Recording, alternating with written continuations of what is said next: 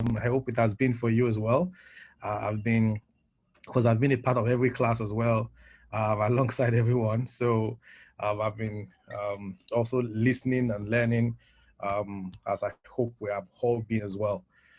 Over the past few weeks, we've had some amazing conversations, from understanding your market to understanding your customers, to understanding your offerings, to understanding your branding, to understanding your pricing, understanding your channels.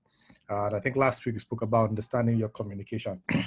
And today, as we begin to wrap up these sessions, we'll be talking about understanding your metrics. I think this is a very important conversation as well in this journey, because it brings everything together and it ensures that whatever we're doing in terms of our marketing, we're getting the most value out of it.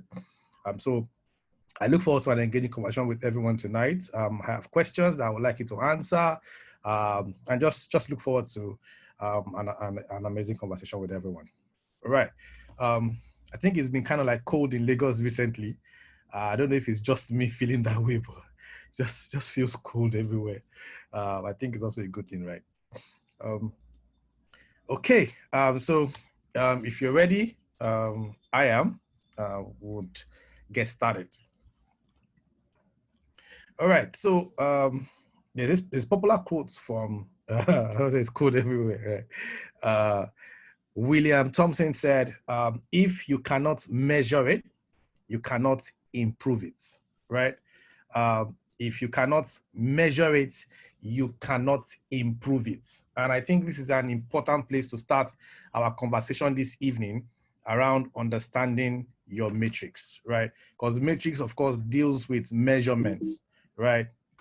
It's about measuring our activity, measuring the impact, measuring the value it is bringing to the table. And it's very easy that we swing into activities without bothering to actually measure and track, if what we are doing is actually delivering the value we desire for our different businesses. So if we cannot measure it, you cannot improve it. And it cuts across. This goes beyond just your business. It goes beyond just business. It's about life, as a whole. Whatever we cannot measure, we cannot improve, right? And I remember back, a few years ago, someone was sharing. I think it was Busayo, who was sharing with us that one day he downloaded his account statement, and he tried for a particular month, and he started analyzing it. And when he analyzed it, he realized that in 1 month he had spent 40,000 naira on recharge card alone. And we're like, what? Like, who am I calling? Like, how do I spend 40K on just recharge card?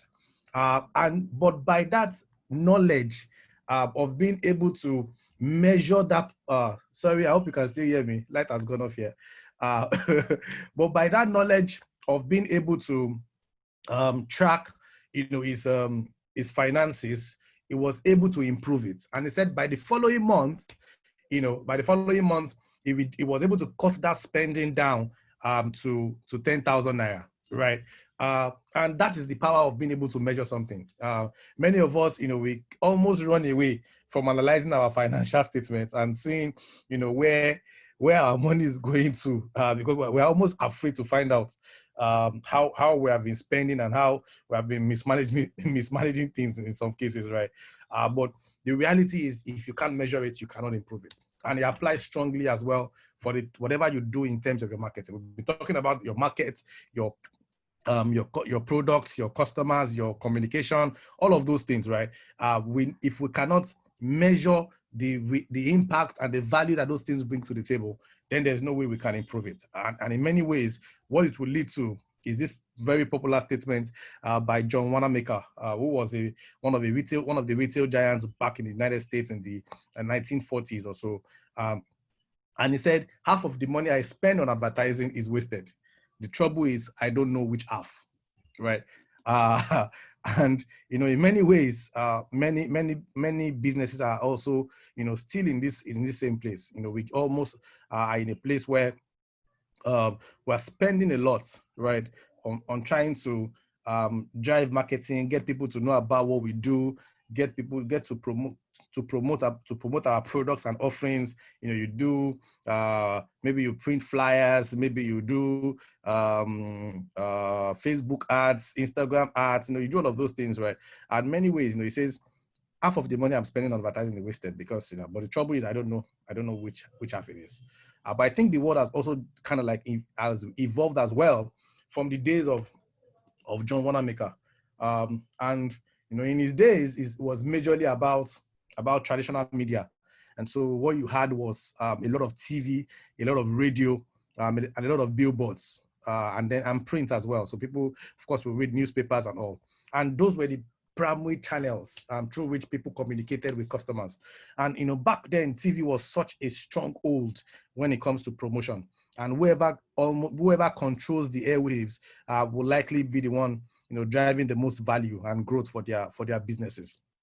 But reality is, I mean, if I pay, say, let me give a random example. If you take a Super Bowl ad in the US today, a Super Bowl ad in the US today will cost you about $4 to $5 million to air a 30 seconds ad on TV. Super Bowl is like the prime time of TV in the US. And so this is minus the cost you have spent in producing the TV ad itself. But you have made the TV ad, you have spent whatever millions of dollars you have spent to create that TV ad. And now you are paying about $5 million to be able to air that ad to the public. Now, reality is many people will get to see that ad, right? You know that many people will see it, but how many of them get to take action? When you put anything on TV, you are talking to your target audience, and you're talking to people who are also not your target audience. So if, for example, you know, a match between Arsenal and Chelsea is going on, and you decide to advertise a brand new car, a brand new Volvo on it, right? You have people who are literally watching that match from a viewing center, who don't even have a DSTV in their house, talk less of thinking about buying a brand new car. And you know, you have spent money to reach them as well. And that was a concern for him. He felt, you know, I'm spending, but I know that half of that money is going down the drain because it's talking to the wrong people. You know, I'm not hitting the right audiences. I'm not driving the right action. I just don't know which of the half that it is. And that's why it now becomes important to ensure that we are measuring what we are doing. We are tracking what we are doing such that, you know, we are getting the most value for our buck, right? So if I'm able to track, you know, the value that my spend is offering or is delivering, then I'm able to say, you know what, let's focus on this and let's cut down on this because we have clear numbers and we have clear measurements for the realities that those things bring to the table. Let's dig further. Now, back in the days, right? You know, like I said, you know, TV was like the main thing. And I remember, you know, I was reading this very powerful article, recently, a few months ago, right? And this conversation in that article was an economist was kind of like wondering and said, you know, there was this guy who owns a popular media agency in America, and you know, they are what the company does is they buy advert slots for organizations. Now, these advert slots, of course, cost significant money. So they buy slots on TV, buy slots on radio, on print, and all of those things for their clients.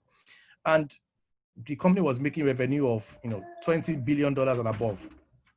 Now, the issue he found was, of course, in that article, the guy came into a meeting to meet with Sergey Brin and Larry Page, the owners of Google. And I wanted to find out, you know, that you guys are now like the ballers in terms of, you know, advertising and where people want to spend their ad money.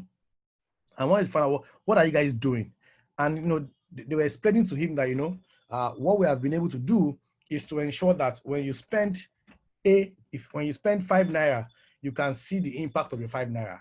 And what they are saying is we have brought advertising to a place where you are not confused about what part of your money is wasted. You can literally see the value of your money from when you spend it to the result that it brings, right? So if, for example, you choose to advertise on Google, what you find out is people, if you do a PPC ad, what you call a pay-per-click ad on Google, It means that the only reason why, when you make that spend happen. So if I pay Google $10 and I say, every time someone searches for, let's see, which business name do we have here?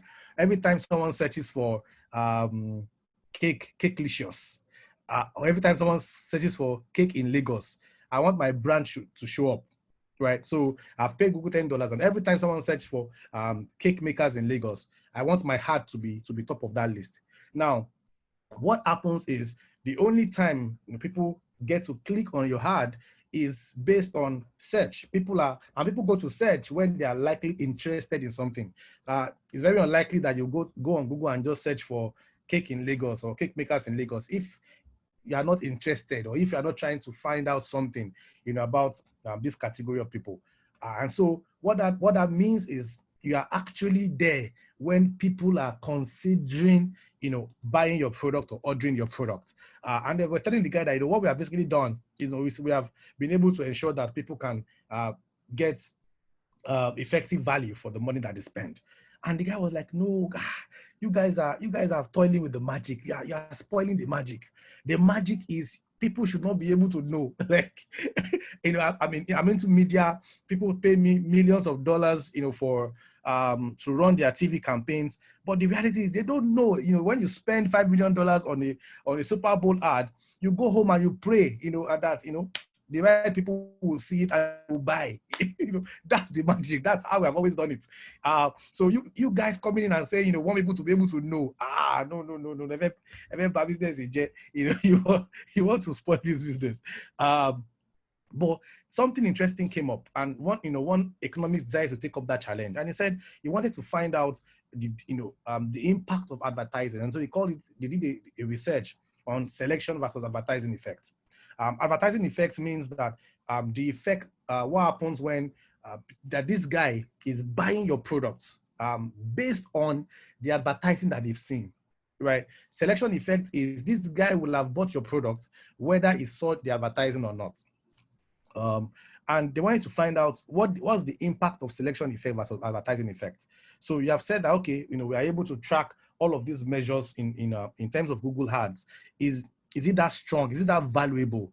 And these economists wanted to find out that reality. And this was the effort that was done. I'll just share with you, just to talk about being able to measure and understanding metrics for your business, right? So what they did was he worked with eBay, and eBay at that point in time, he had tried to convince them to do that research. Nobody agreed. Until one point, eBay was trying to negotiate their rate with Yahoo. And in order to be able to get the best rate for their business with Yahoo, what they did was they decided to stop advertising. And they wanted to force the hand of Yahoo to lower the rates for them because they were a big spender with Yahoo. And when they decided to cut their spend, they brought this guy in, this economics in, to say, you know what, we are cutting our advertising. Come and measure, this impact we are talking about. Let's see what's the selection effect versus the advertising effect for our business. And what has happened before then was the marketing team in eBay was paying Yahoo and these search engines that every time someone searches for eBay, the ad for eBay will come up, right? So once you go on it's basically like, you go on Google today and you search for Jumia, and at the top you will see adverts. So many times you will see the adverts for Jumia, even at the top, and you will still see Jumia as well as an organic result, somewhere down the line as well, right? And what you find out was, for eBay, people, so if you look at this graph on the screen, right, below it, you can see that, before advertising was stopped, people will click on this ad. So, if I go on Google and I type eBay, and the first thing that comes up is eBay, I click on it and I move on, right? But that is a paid ad, and you have to pay Google for every time someone clicks on that ad. You have to pay Google. And this guy was trying to find out, okay, are these people clicking because it is an ad, or would they have clicked, whether it was an ad or not? And what they realized was when they stopped advertising, and the marketing team had told the what they presented to the team was, for every $1 we spend, we make about $20 in sales or about $10 in sales, based on these adverts. And so, the marketing budget kept going up because, it's simple for any CEO, for anybody. If they tell you that for every $1 you spend on marketing, you earn $10, you pump in as many $1 as you can, just to get back as many $10 as possible as well. But what they realized quickly after they stopped this search advertising was that when they stopped advertising, people were still clicking anyway, because at that point, when you search for eBay, eBay is still what comes up even organically without any advertising. And so you will see here that after they stopped the ads, there was a dip in people clicking on search ads because it was no longer search ads again, but it did not reduce the number of visitors that were coming to the site. In fact, it actually increased. And what the guy quickly realized was that for every $1 they were spending, they were not gaining. For every $1 they were spending on paying for the keyword eBay, they were actually losing 60 cents on that money. And what that means is, you have grown your business to a place where even organically, without paying for any ads, this eBay ad will show up, right? So why are you still paying, for it? And quickly they realize, and that's the impact. If you're not measuring it, you cannot improve it. And so what they thought was a positive for the business, what they thought was bringing gain for the business, was actually leading to losses for the business. Because whether you had that ad running or not, you would still have value. Yeah. And that's what eBay quickly found out, and they started stopping ads for a number of keywords as well, because with Google and search, what you're paying for is keywords. So keywords eBay, keywords shoes, keywords bags, and those kind of things. And so they started looking for which other keywords can we stop and we will not lose sales as a result. And those are the thinking that then got involved into how you process these things. And they did a comprehensive research, even on Facebook, that's the one on the right, across what's the impact of advertising effect versus selection effect. And they found out that in many ways, the selection effect was very strong for a lot of categories of businesses. Why I share this with us is just to create that consciousness, right? That in many ways, marketing is not just an art, it is a science, right? And it impacts your business. So, if you're a small business owner, like many of us are in this room, you are the chief marketing officer, you are the chief executive officer, you are the chief financial officer, everything is on your head, right? You are thinking about everything. For people who have, bigger teams, you probably have someone who is leading your marketing, and then you have people who are also doing other things. But in many ways, for most of us, I believe in this room, it's just us, and we have to manage everything. So I'm talking to you, as the CEO, as the CMO, of your organization. So marketing goes beyond just the art. It is also a science. And that's the world we now live in. It's a world that ensures that we have gone from the era of what you call, Mad Men. For those of us who have watched Mad Men, on Netflix, it's about how marketing ran and how advertising ran in the early 70s, early 80s. And we have gone into the realm of Mad Men, because now about really thinking and looking at things systematically and really wondering, okay, this activity we are doing, what value does it bring to the table? It's not about guesses anymore. There are a lot of science involved, and you and I, as people who manage marketing for our different organizations, need to consciously realize this effect and ensure that money is not going down the drain, but money is actually bringing value to the businesses that we run. Are we still together? If you're still here, just type yes. Let me be sure I'm not speaking to myself. If you're here, just type yes.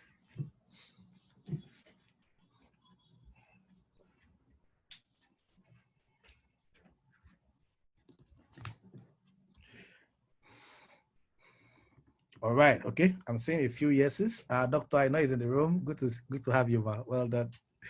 All right. I hope you can. Okay. Good. Okay. Good to see everybody in the room. Felicia, Olusola. Okay. Good. Awesome. Welcome everyone again. James Osua. Awesome. Okay. Good. So let's continue with this conversation. So now, like I said, marketing is now is not just an art; it's also a science. So it's not just about the creative ideas we come up with, or how lovely your flyer design is, or how lovely your postcard is, or how how emotional your TV campaign is. It goes beyond just the art. It is now a science. And I'll show you an example of how this science operates using the question I'm going to ask us next. So I talked about that. It's a way of thinking that goes across all marketing activities and life. So I'll just move on. Now, if you look at this screen, there are basically two different ads. There's an ad 1 and there's an ad 2.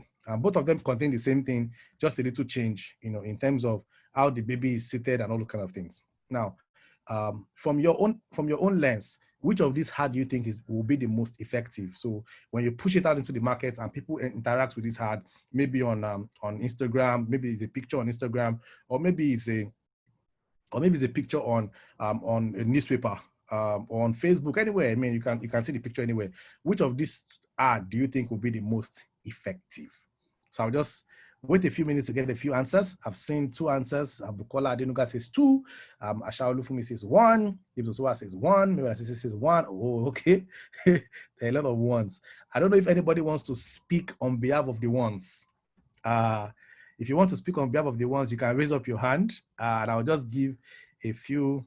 I'll just allow you share. CM, I don't know if I'm a host to be able to. Okay, I can see Travis is raising up his hand. Let me see if I can give Travis voice.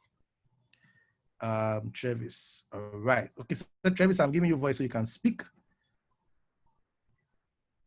Travis, you can unmute. Hello? Yeah, we can hear you. Please go ahead. Okay, hear me. Why do you think one will be the most effective? Looking at the face of the baby, it shows that the baby is happy. The baby is in a joyous mood. You understand? That encapsulates everything that, using that pad, using that pampers makes your baby happier. You understand that? Yeah. So for anybody that sees both of them, he knows that, oh, if I give my baby this, if I wear my baby this pampers, my baby is going to be happy, my baby is going to be joyous, my baby is going to be all the time smiling. So that's why number 1. Absolutely. Yes. Good, very, very good point. Very good point. Thank you. Okay. Let me see. Does anyone want to speak on behalf of 2? I see a few 2s as well. Atamaya or Kwesa, I don't know which one you want to speak for. Let me try to give you voice as well. Where's my mouse? Okay, Atamaya, you can unmute. I'm not sure. Are you there? Atamaya or Kwesa? Okay, I'm not sure he's there. Okay. Good evening, everybody. Okay, good evening, ma. Yeah. Please go ahead. Picture one, like the last speaker just said, depicts the entire message of the intention of the advertised product. What picture 2 also draws your attention to? Why is the baby tilted? It's also a sign that the baby is also happy and very, very mobile, active. So it depends on where you're looking from. You want a still baby, you want a baby that is seated calmly, the product will give it to you. You want a baby that is all happy and active, up and about, this picture 2 will give the same thing to you. So here, the buyer begins to decide what he or she wants to see. I want to see a baby that is active, so I'll go with picture 2. Thank you. All right, thank you very much. That's another interesting point as well. Okay, I will add one more question to this question, just so that we can understand and get some context as well. If your company is the one making these diapers, right? So your company is the one responsible for manufacturing this diaper, and you're the one putting out these adverts. What will be your goal? What will be your objective? What will you want to achieve by putting out an advert? Does anybody want to share? You can choose to use voice, or you can choose to use the chat box. So as you are the manufacturer, this is your business now. And you want to put out this ad. What will be your key what will be your primary objective? What will you want to achieve by putting out this ad? Any thoughts? A lot of us are business owners, right? So, and we put out different things to promote our businesses. You know, why do we put them out? So, what will be your primary reasons for doing this? Thoughts? Okay, I see, to create awareness, right? Good, good, valid. Someone says primary objective is sales. Yep, I want to sell. Good point as well. We're having the same people commenting. We have a number of us in the room tonight, but I'm seeing just the same two people who just spoke as well who are commenting. We're good to get more thoughts. Sales, awareness, and visibility. I want to have repeated purchases and referrals from satisfied customers. I want to introduce a new product. All right, cool. Someone is saying picture 2, cost of leakages of poo-poo. Right, okay. Okay, good. I think those are like very good points to persuade customers to purchase. All right. Good points. Good point. I'm enjoying the class. To create happy mothers. Interesting thoughts. All right. So let's dig into this. Like we said, marketing has gone beyond just an art. It is now also a science. Right. So as the owner of the business, like we have all said, you know, you want to drive awareness for your business. Now, understand that marketing serves two key functions, and you can write this down so you don't forget. Marketing serves two key functions. It drives two key things. One is mental availability, and some can help us write it down in the chat box so people can catch it. One is mental availability. The other is physical availability. So marketing drives two key things. You are driving mental availability and you are driving physical availability. So mental availability means that people are mentally aware about your brand, right? Your brand is available to them mentally. So when they think about your category of business, they remember you. That's mental availability. So if I say, for example, today, if I say bathing soap, can you just type the first thing that comes to your mind? Bathing soap. Which brand comes to your mind? The first brand that comes to your mind. Bathing soap. Bathing soap. Which brands? Use the chat box. Let's engage. Someone says Lux. Someone says Tesmonsor. Someone says Rome. Is Rome a bathing soap brand? I'm not sure I know them. Okay. Rome. Someone says Lux. Lux. Interesting. Lux. Wow. Joy. Dettol. Okay. Irish Spring. Breeze. Reader body wash. Nice. Okay. Now this is interesting because what you have seen here is something Dudu soon. Now, this is talking about mental availability, and you can also call it top of mind awareness, right? So by just calling the name of a category, the first brand that came to your mind is different for a number of us, right? Someone says, I can say about 3 people saying Lux. Lux will probably not come to my mind, you know, even if I count 5, right? The first brand that probably will come to my mind will likely be Safeguard, or Dettol as well. And we can see here, people have Joy. I'm seeing even Rome that I don't even know about, right?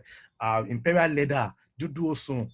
That's mental availability. So what they have done is they have been able to register their brand in your mind. The second part of marketing as well is physical availability. So now that you are mentally aware to me, the next thing is ensuring that you are physically available. So if I enter a store and I say, so based on what you have shared, someone says, do you have Lux? Because that is what is mentally available to me in that category. If I said, do you have Lux? And you say, we don't have, what happens? If I love Lux so much, I can decide to check out 1 or 2 more stores. But if Lux is just, yeah, that's the first brand I like. But if I don't see Lux, I can also still buy Joy. And I say, is Joy available? And they say Joy is available. What does that mean? Even though I've built mental availability, I'm failing at physical availability. And I'm going to be losing sale to my second in line competition in that person's mind. Okay, and so marketing is, you have to serve both mental and physical. So mental is ensuring that they know about you and they can recall you at the right time. So when you put out an ad, what you want to do, one, of course, you want to create awareness. Two, you want to drive top of mind awareness. You want to drive recall, and we call it ad recall, right? So that the next time this person thinks about this category, what comes to mind will be your brand. So the reason why I'm sharing and ensuring that I'm putting things out is so that the next time someone wants to buy a body wash, they will think about Reader. The next time someone wants to buy an herbal bitters, they will think about Reader, right? The next time somebody wants to buy a soap, they will think about my soap, you know, and that's what you're trying to do. So if you look at this ad, that's the goal. Is we want to create awareness. I want to ensure that people can recall our ad. So in this sense, which of these becomes more effective? Let's look at the science. The art we've explained, let's look at the science. This is what the science shows. The science says that what the study revealed that when people see ad one, their focus is on the baby. People love a smiling baby. And so what you will get is a lot of, oh, so cute. People love the baby. But on this, and the part in red shows where the brain is focused on. So understand that. So the part that's highlighted red means that that's where the brain primarily focuses on when they see this. And understand we have very low attention span. So people have just a few seconds to process your information and move on. And so with ad one, people look at the baby, they go, oh, so cute, and they move on. They cannot remember the name of your brand. They cannot remember any other thing. On ad two, because the face of the baby is looking in a particular direction, people tend to look at that direction as well, and they pick a lot more information from the ad.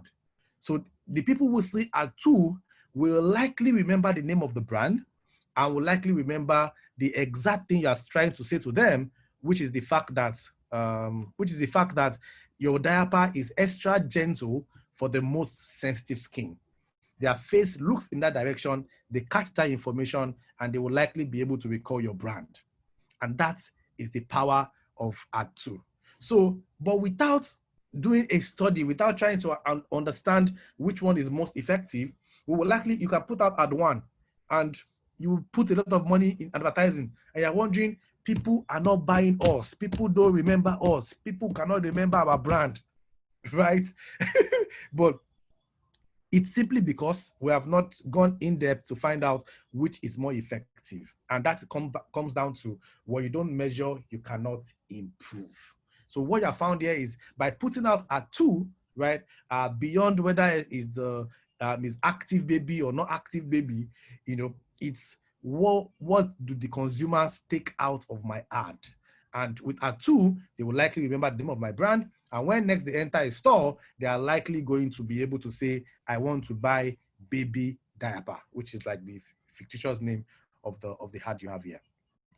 Okay. Okay, good. I hope we're following, and I hope we're learning. And this becomes really, really important for your business. And many times, you know, we just put out something, you know, let's put out a ad, put out a design, and we're not trying to think, you know, which is more effective for my business. And sometimes you realize quickly that sometimes as well, you put out a particular post on your page and nobody is even responding, and you put out another and people start buzzing you. So it's not just because that, okay, oh, I've been talking about it for so long, and you know, this party, maybe now they have the money. Sometimes it's what you put out now connects with them. What you put out now engages them, and then they can respond. But the others does not create the same feeling or the same results as the cases. So, and that's why we need to consider metrics and be able to say what I'm doing. Am I really measuring the impact? And understand that you're not alone. In many ways, people, you know, and I'm talking about marketers as yourself, you know, you are the chief marketing officer for your business. So that's my thinking around this. So say 44% of marketers don't know the difference a 10% increase in marketing budget means for profitability.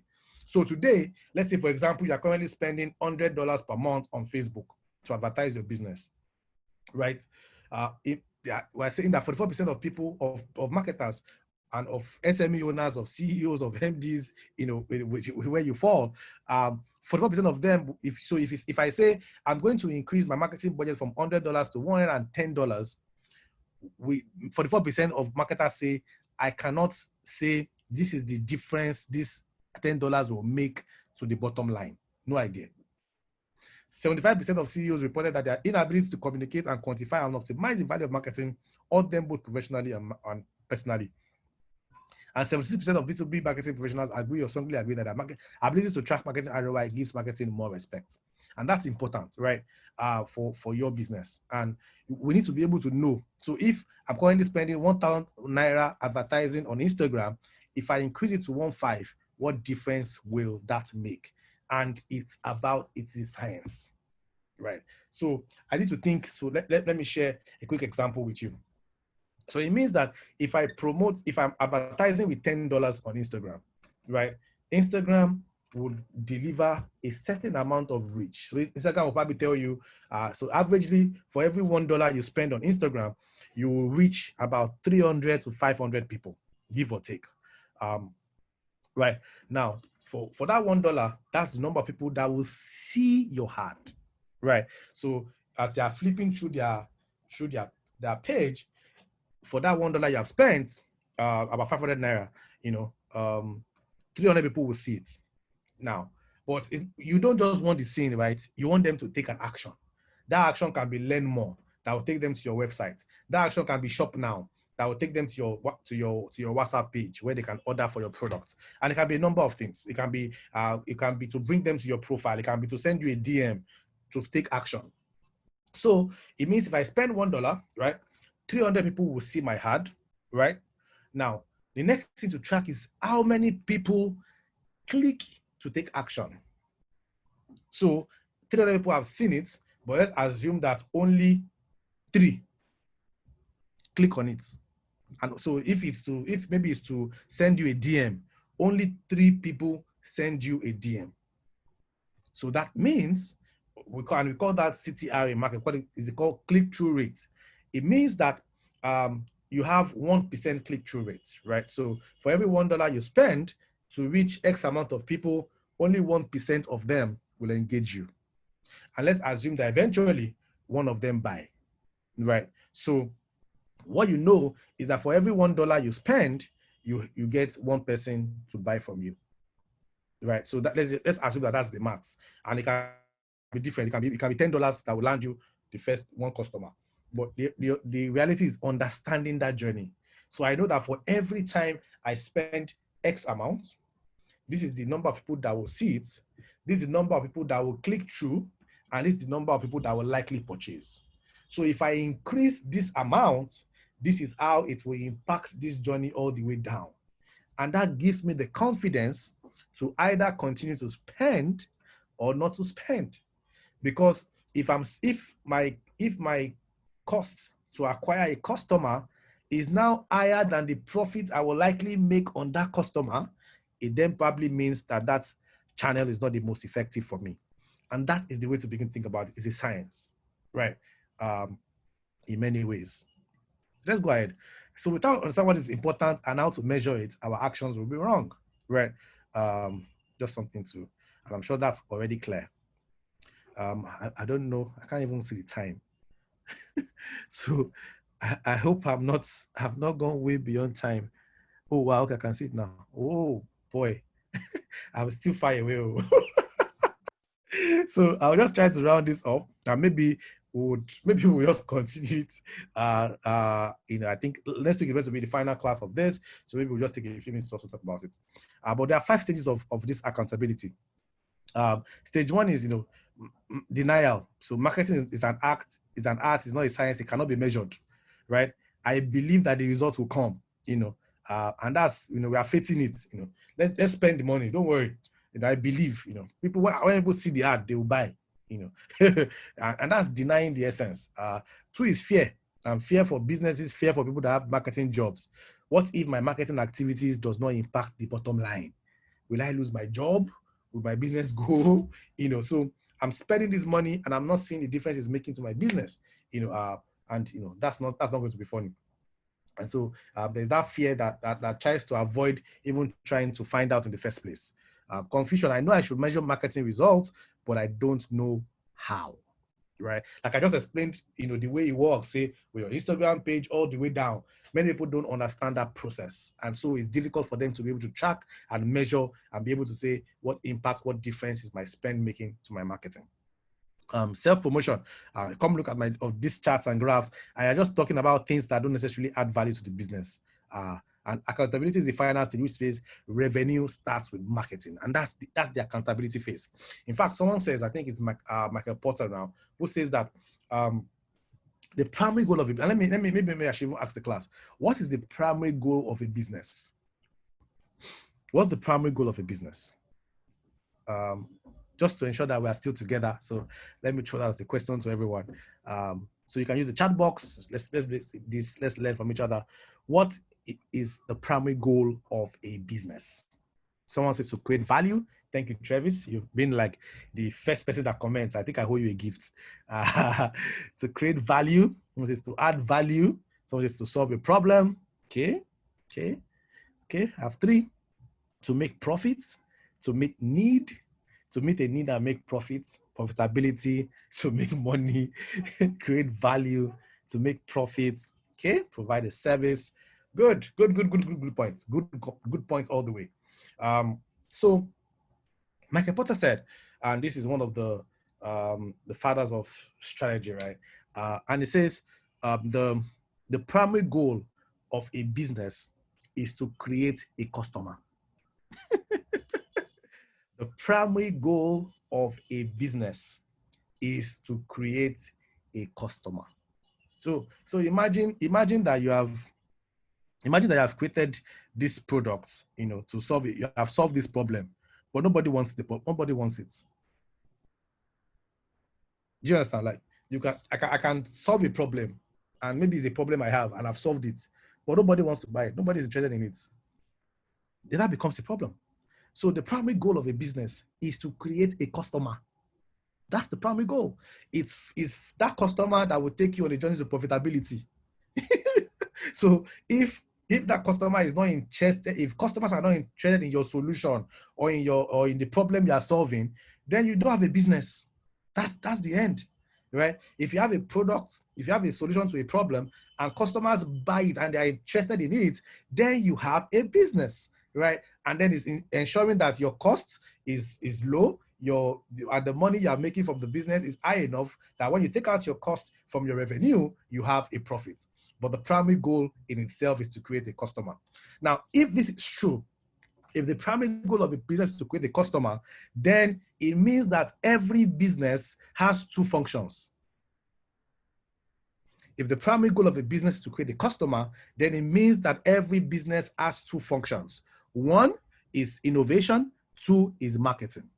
Innovation being to be able to stay relevant, to be able to solve the problem that the customer needs, right? And 2 is marketing, to be able to tell the story of your solution to your customer. You can have an average product and do a solid job in telling the story that you drive sales.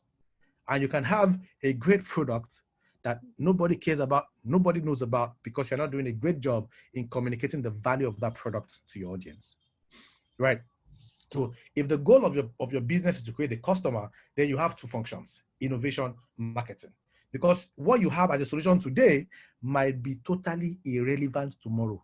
And I don't know how many of us saw this trending article a few days ago about a particular bridge in Honduras, and how, at a particular point in time, there was a river, there was a big river, in the particular place in Honduras, and they had to create a bridge, to cross over that river. And they built a very solid bridge. The focus of the government was to show that this bridge could last and stand the test of time, even with hurricane or anything, it will stand. And they built this bridge, right?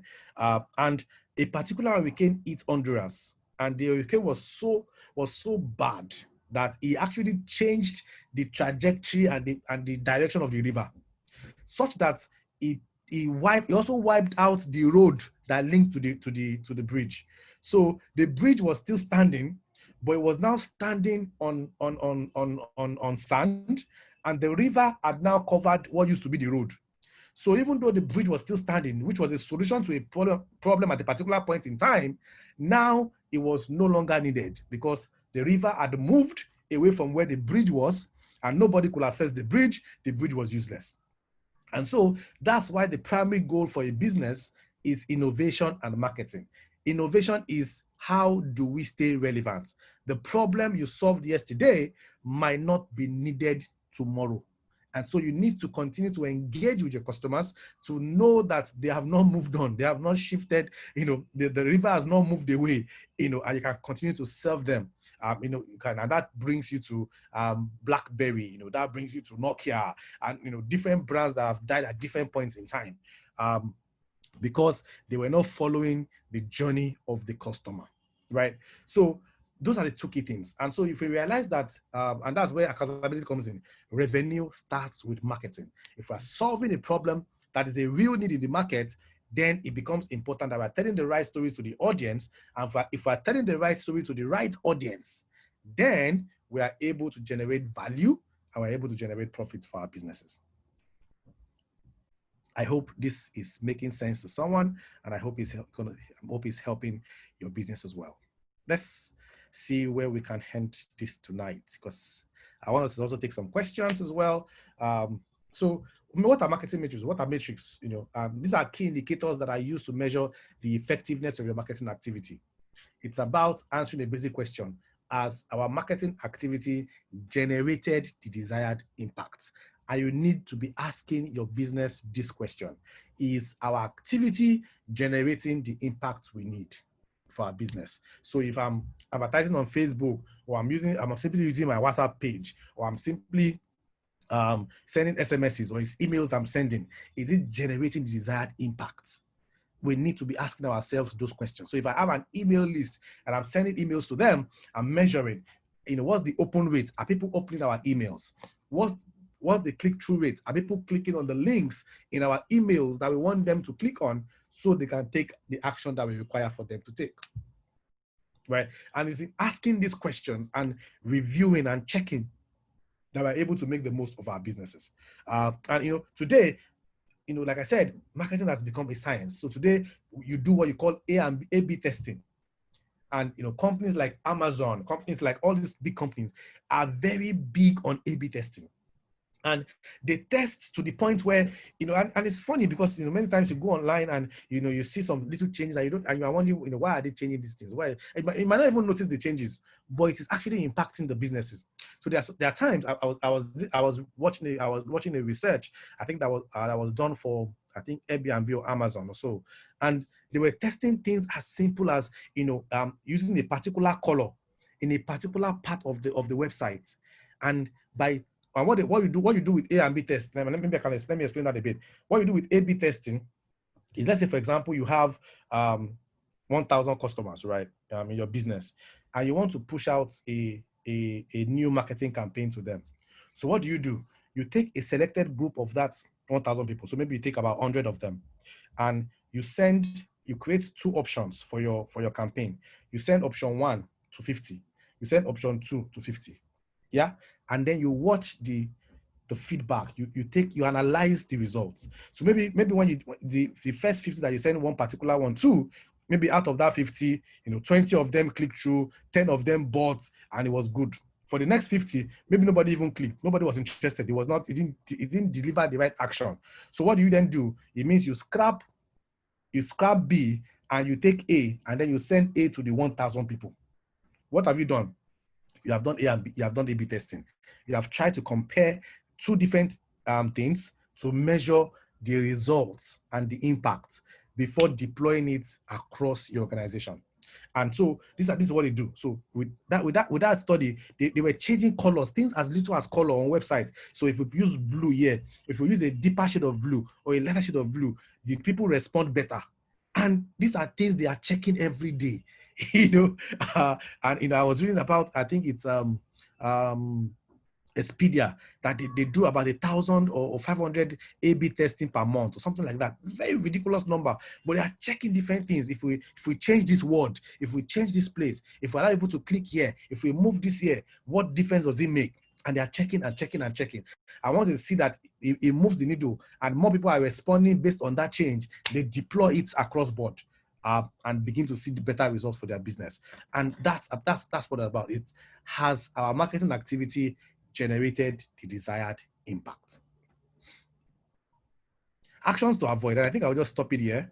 And even though there's still a number of things I would like to talk about, but just because of our time, actions to avoid, and these are things to really like pay attention to. Focus on vanity metrics. It's very easy to focus on vanity metrics. So you're talking about the number of likes we are getting, the number of impressions we are getting. While those they're nice. They make us feel good, but the question is, who like help? Like, I say, who like help? If people are liking your posts and nobody is buying, I beg, who would you like help? So at the end of the day, you realize that it's not like it's not like your business will eat. What your business will eat is a customer that actually parts with their money to do business with you. So while it is nice to say, oh, we had 1,000 likes, we had 20,000 impressions, very good stuff, very nice stuff. But if that's what you're focusing on, then you realize that at the end of the day, it might not be moving the needle for your business. And where you want to be is a customer. The goal of your business is to create a customer who is willing to pay for your service or your product. And that's it. Someone was saying that many times it was I think it was the owner of Y Combinator. It was like many times he meets with business owners, and all of them are because he's an investor in business. Everybody's asking him that sir, please, what do you think about my business? What do you think about my business? Because they feel that what he thinks will impact how they will shape their business, so they can get an investment from him. And he tells them that no, he has nothing to do with me. The person you should go and meet and ask, what do you think about my business, is the customer. If you come and tell me, even if I don't like your business, I hate your business. But if you come and tell me that I've done 50 million naira in sales, you mean sorry, how much do you sell your product? Oh, we sell a product for 1,000 naira. So you mean that there are actually 50,000 people who have bought your products? There's something here. So I don't like your product, but the customer likes it, and the customer is the cocoa here. I'm willing to invest. So he said many times people come and meet him and say, investor, share your advice, share your thoughts. I'm not the guy. Go and sell it. Get customers buying, get customers feedback, get customers purchase. If you have that, then you can have my money. And that's the important part. So it's not just the likes, it's not the impressions. As a business, let's not focus on vanity metrics. So sometimes, you are a small business owner and you want to pay, one guy 10K or 20K to help you manage your digital marketing, and the guy is quoting likes and quoting impressions for you. Okay, that's not the cocoa. The cocoa is money. The cocoa is customers. The cocoa is people that are paying for your businesses. Right? Measuring what is easy, like I just said, it's also the same thing. Just looking for what to be able to say that we are doing something, but that something might not be adding any value to the business at the end of the day. Focusing on quantity, not quality. Yeah, and that's also very important as well, because you can. So if, for example, I do an event and I have 1,000 people that attended the event, oh, that's very nice, right? I mean, that's a good number. But is that 1,000 people the right audience for your business? You get, like, are those the right kind of, are those the right people that are interested, that will be able to deliver the value for your business? So if, for example, I'm selling cars, and we do a webinar and we have 1,000 students who attended, like, would they buy? They will not now. So like, they will listen, they will enjoy it, they will do test drive, they will take pictures, they will post on their Instagram page, but they will not buy. So if the focus is on quantity, the number of people, right, you will not have gotten value. but it's on quality, the right audience. So as a business, what you're checking is who is the right customer for me, and those are the guys I'm looking for. I can either spread out my net so wide that I'm trying to reach everybody and everybody, or I'm zeroing in on this one customer, right? Or I'm somewhere in the middle, ensuring that we are trying to iterate and find out the right audience for us, and paying attention to that group of people who believe in what we are doing, who are interested in what we are doing, and who are willing to pay with their money for what we are doing as well. Activity, not results. And this is always the battle between sales and marketing. So many times marketing can show activity. So you can, we are doing events, we did a marketing campaign, there's flyers, there's BLT, there's this, there's radio, there's a lot of activity. But many times marketers find it difficult to connect that activity to actual results. But sales, you don't see the activity in many times, but you can see the results. So a sales guy can go and be drinking pepper soup with a customer. You don't see that activity. Nobody can see it in the office. They will go to their naming ceremony. They will go to their children's wedding, right? But at the end of the day, they come one day and they bring a check of 10 million and say, bam, sales done, 10 million in, right? But so you can't see you didn't see what he did. You cannot, the activity is not as obvious as, BLT, billboard campaign, TV campaign, radio campaign, and all of those things that are flashing everywhere. But you can see the results that it brings. And the important, so what is he saying is, let's not focus on the activity. Let's pay attention to the results. Efficiency versus effectiveness. Are we doing the right things versus doing things right? So, like I said, I can do a nice event, get the right people, but am I doing the right thing to bring in the right audience into my businesses, right? And then you have, using cost metrics, and using cost metrics in many ways. This is basically talking about, maybe you're a marketer, you're trying to report your activity, and you're talking about, the cost it got us to be able to get this customer in. And basically, when you mention cost, to the MD, to the CEO, to the CFO, cost is cost. They are not likely to be thinking about the value you have brought in. They'll be thinking about the cost. Nobody wants to hear costs. So in being able to deliver and capture the essence of what you are doing, you want to ensure that you're not focusing on the cost, but on the impact that cost is delivering for the business. Okay, I think it's a good place to maybe stop tonight, and then we take it further the next week, I believe.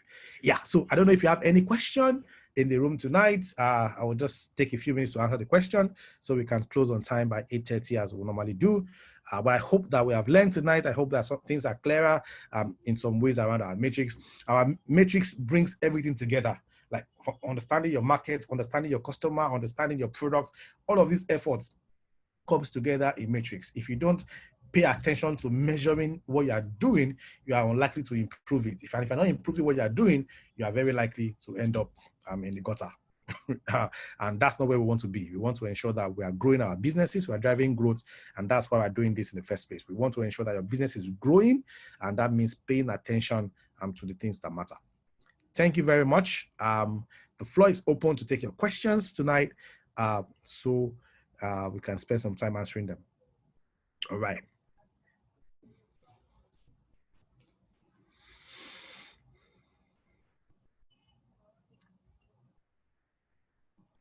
Thank you, Mr. Travis.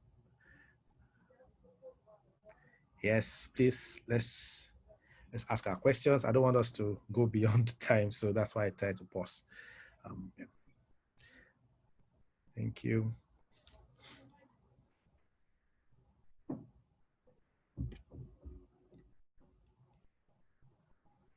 I think we are doing some processing.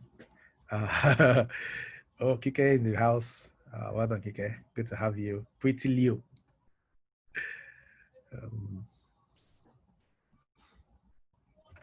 Right? Questions are the answers.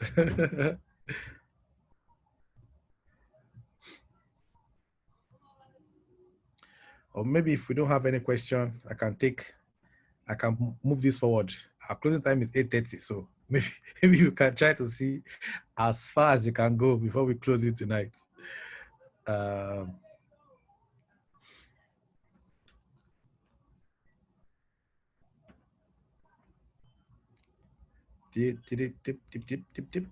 Okay.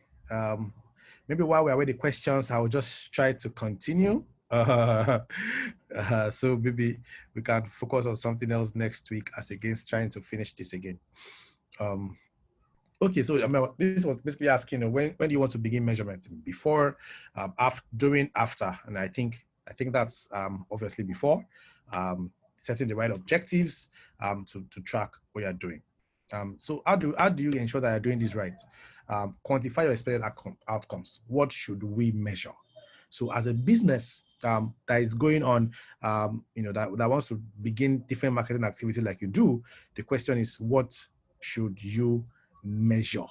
Right? So that's something very important. So many times we just start doing things, and we're not clear on what are we measuring. What does success look like, for this thing that we're about to embark on. Make your programs measurable. How should we measure it? Right. So if this is what we're going to measure, how are we going to measure it? Because there are many ways to, for the different things we choose to do, there are many ways to measure it. So if, for example, you want to measure top of mind awareness, there are many ways to measure top of mind awareness. Are you measuring it in terms of reach? For your advertising? Are you going to measure it by doing surveys online?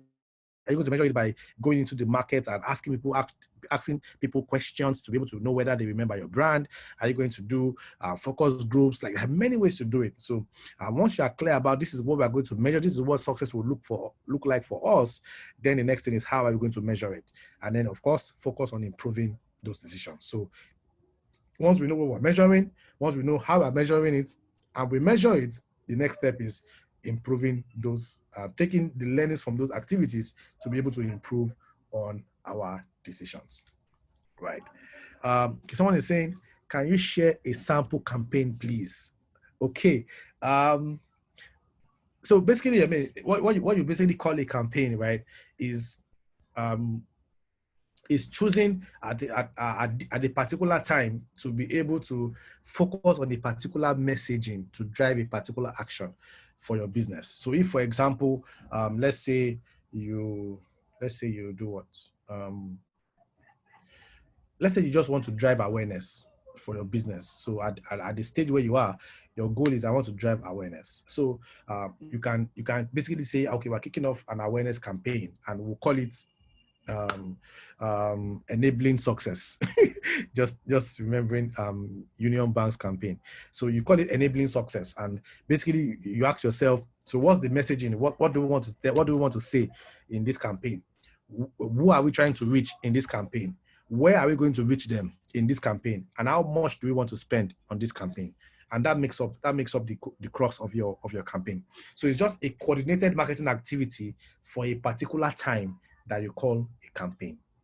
Okay, and that's basically what it is. So it can be, if for example you want to do for a period of 1 month, we want to do a buy one get one free campaign, and then you put together your messaging, you put together your channels, how you want to reach your customer, you put together what you want to reach, and you put together a budget for it, and then you execute that. What you just did is you just ran a marketing campaign. I hope that's clear. I think I saw someone as well in Q&A. Is running surveys for a product part of understanding your metrics? Absolutely, right? So I mean, for your what I've tried to do, I mean, for a product, there are things you are measuring as well, right? So whether it's a digital product or if it's a physical product, you are measuring things, but you're trying to understand how people respond to, and people do this a lot. So if, for example, I was discussing with a friend who was saying, a particular brand wanted to launch a new variant of drink in Nigeria, and they created about 8 different flavors, and they went to the market, and there are different things to measure, the taste, how, the amount of sugar, the sweetness, all those kind of things, right? And they took it, the thickness, and then they took it out to customers, to get their feedback on it, and they're tracking, they're measuring, they're trying to find out, which is the ideal product to put out into the market based on customer feedback. Yeah, that's measurement, because if you don't measure it, there's no way you will know which is ideal, and you just put out something in the market and hope for the best. But you can as well ask the customers, and get the right insights for and get the right insights for it. But be careful about Ibadan people. Let me share what I mean by that.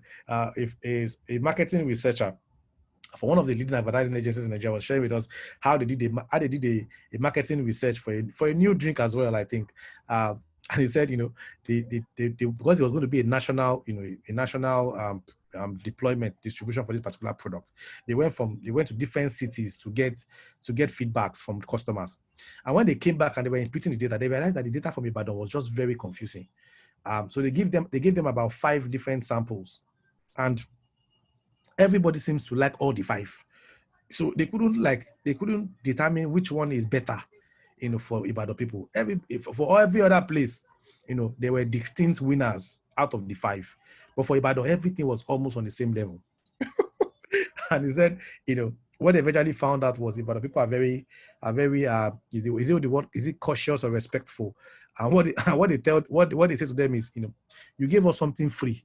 How do we tell you that it is not good? So like, you gave us this free drink to take, and we take it. I asking us, is it good or not good? It's good now. Like, it's good. So that can be very confusing for any marketing research person. So yeah, just something to put out there. Someone says, what's the best counsel you can offer to a lady who bought air from China about 1.5 million, only for the shipment to arrive, and is not the quality of air ordered, and returning window has closed? The worst situation is that airs are beyond manage and sell. They don't depict the brand she has built over time. What can be done? Now this is, and I think you want to look. So this is a brand, and when it comes to a brand, there's something important to note. It's tough to build a brand, like it's tough to build a house, but it's easy to destroy it. So if your brand has been known for quality, the worst thing you can do is try to, for the sake of profits, try to manage things. It can be very devastating on your brand and destroy years of hard work. So if this person has built a brand around quality, and that is the key, the one of the major selling propositions for this particular brand, I would totally advise not to sell it using that brand. Right? You can find maybe alternative options. Maybe go to Idumota, or look for other people who are willing to distribute the same air, but but not using your brand. So you can partner with maybe air salons, or get salespeople that will go to air salons and sell it off, to maybe people at the bottom of the pyramid who don't mind, who don't care about quality or no quality, and use that to generate sales. But if you are building a brand, I would advise not to sell it on the platform of the brand, but to just look for alternative mediums, maybe getting salespeople, sales girls, partner with air salons, giving them a discount or something to be able to push it off, and know that that's a channel just to ensure you don't lose money, but don't sell it on a brand that is built on quality. There's a premium brand of bags called Beckins, I think. Is it Beckins, or Hermes? And their bags are very expensive. They are built around premium, right? And many times, they have bags that have been around for maybe a year or two that they have not sold, and they have released a new edition. And you will expect that since you have released a new line of bags, you will sell the older ones for cheaper. But they don't. You know what they do? They burn it. They set it on fire. They burn it, because it's a perception. They are being a premium brand, and so people even say, why don't you sell it to your why don't you give your staff discount to buy it? But they know that once, if they give their staff discounts to buy it, their staff will go and sell it at a cheaper price than the normal price, but still a better deal for them to make profit on. So what they do is that they set those bags on fire. If they don't get to sell it at the price that they should sell it for, based on the kind of brand that they are, they set it on fire, and that's the end, and they move forward with their lives. So that's how far they go to protect and keep the premiumness and the perception that they have built for that brand. It's taking them years to build, and by doing discount sales, they kill the premiumness of that brand. So I hope that answers your question, and I hope that helps. Sam is saying, can distributors in the network marketing company run a campaign? What are the examples of the types of campaigns they can run, say on YouTube, Facebook, or Instagram? Okay, yeah, I think that they can, and you know, one of the key ways that you can maybe even drive marketing, right, for as a distributor can be thought leadership. And thought leadership it's about you showing yourself as an expert, as a knowledge expert in your field. And you can choose to, as part of your own marketing strategy to grow your team, run a thought leadership, marketing strategy and campaign for it. And so basically what that means is I research a list of topics that people need knowledge about to be able to, operate in my field.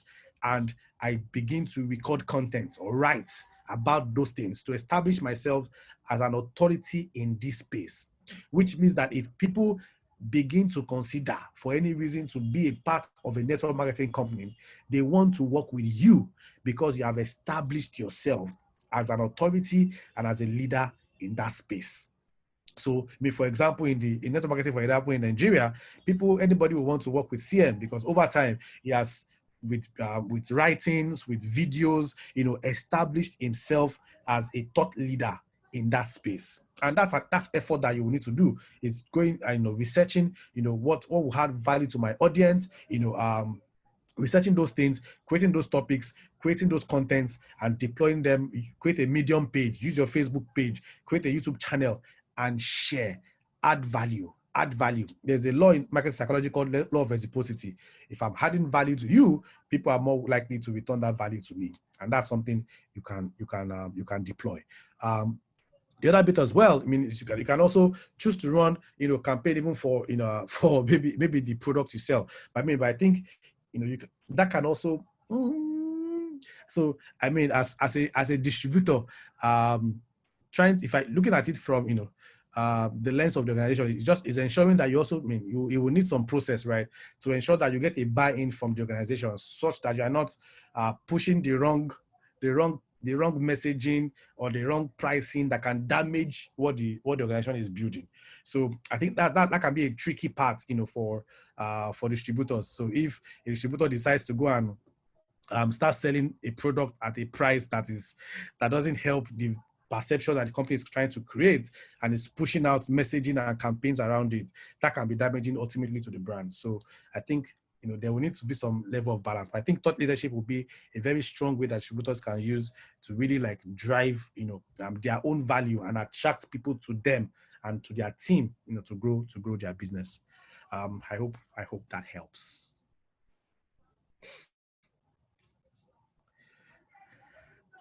All right, Wemi, Travis, yeah, I hope that's clear.